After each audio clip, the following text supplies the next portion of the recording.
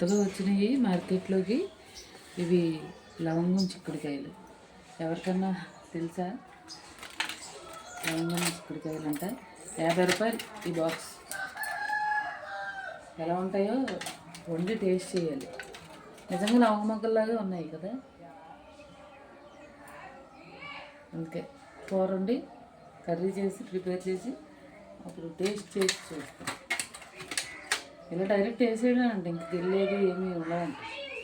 మార్కెట్లో అమ్మే వాళ్ళు చెప్తున్నారు. మొగ్గ మాత్రం ఎలా ఉంది, ఏంటంటారు, పూలమక్కనా పైన ఈ మొగ్గ పుట్టగొడుగు, పూలమక్క పుట్టగొడుగులాగా ఉందన్నమాట.